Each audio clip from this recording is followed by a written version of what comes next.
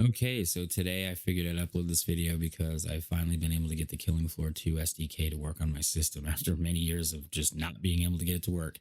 So, what you see before you is a small modular set that I put together. Some of the pieces I actually got out of the editor itself.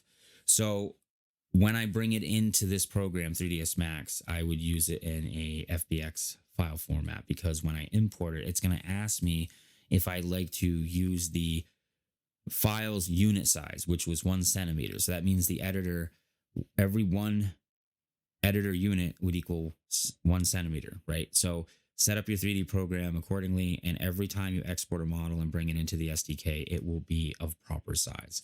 So I was able to model that. And then I made a few extra pieces here, as you can see, based around these dimensions, which is 320 by 320. So 320 centimeters, right?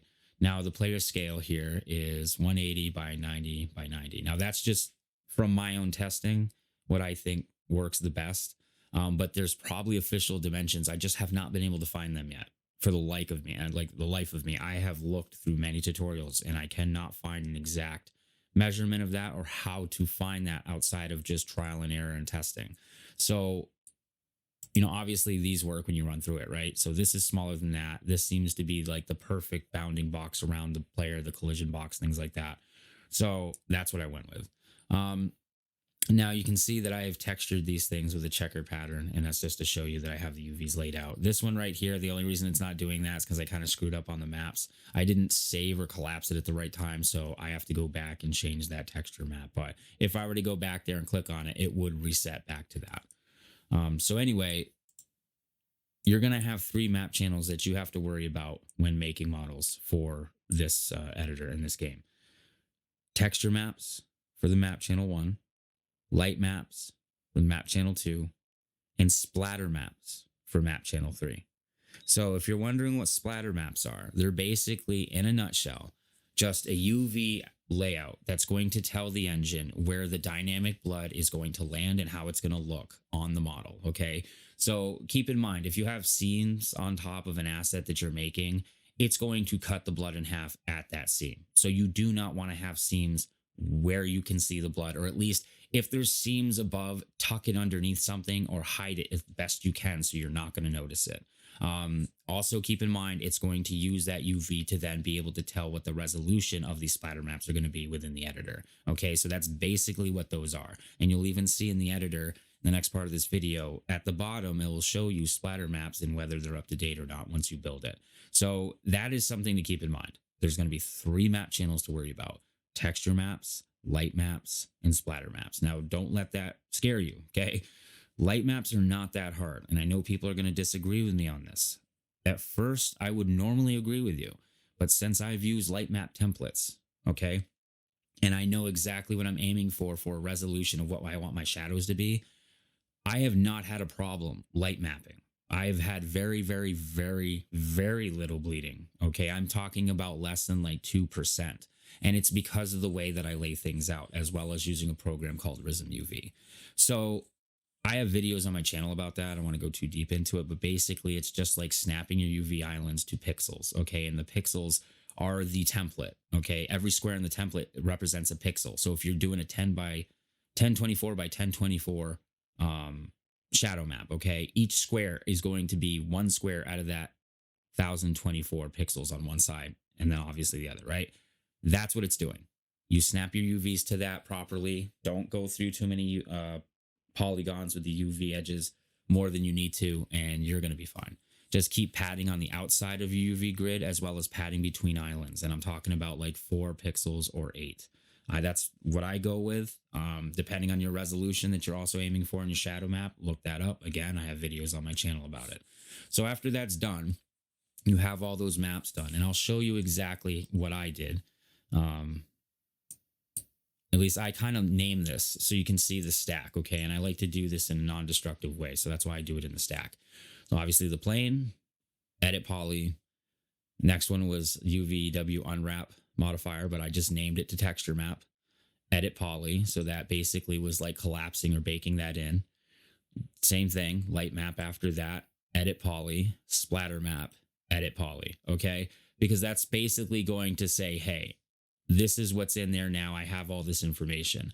Now, before you actually bring this out of 3ds Max or Blender or Maya, whatever you're using, I would advise that once you have your set ready and you have all of your sets look the same with all these kind of, setups, save a version of that like that, and then save another version where you then collapse it all in all of the models before you bring it in, just to make sure. Okay. It should be fine. It should show you, obviously, when you're viewing the model in the SDK, it'll show you the UV channels, right?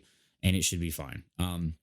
Like I said, the lighting in this is not as, how do I say this, primitive as it was in UDK. Okay.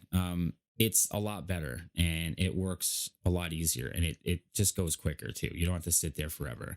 But it looks good. And so I wouldn't worry too much about like things that happen in UDK if you've used it before. Like, it's the same, but it's not. Okay.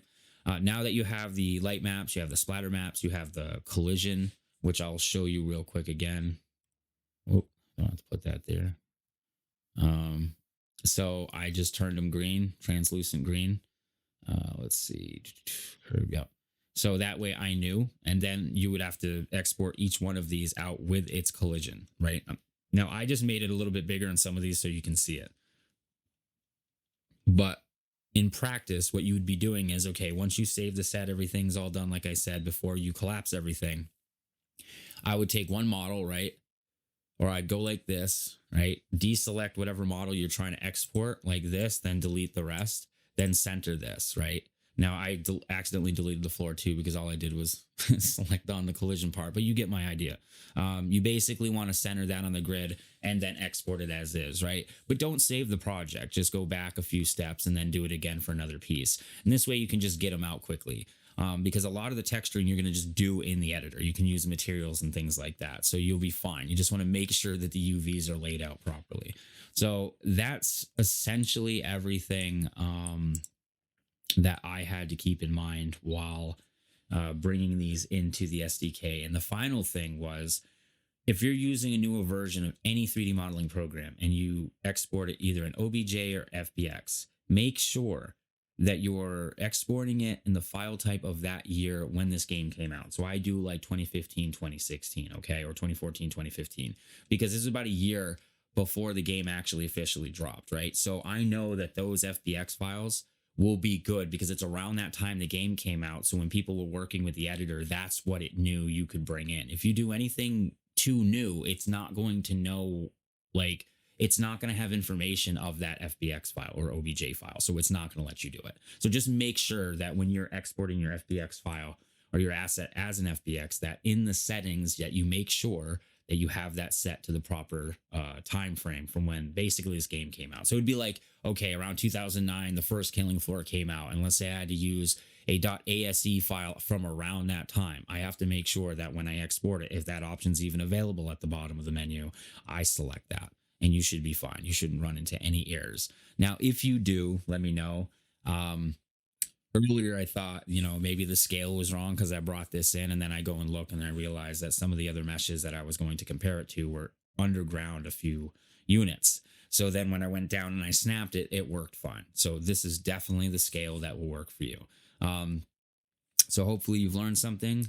I will be back with the second part of this video soon, and then I will go right into the SDK with these models and show you exactly what I mean and how to set this up.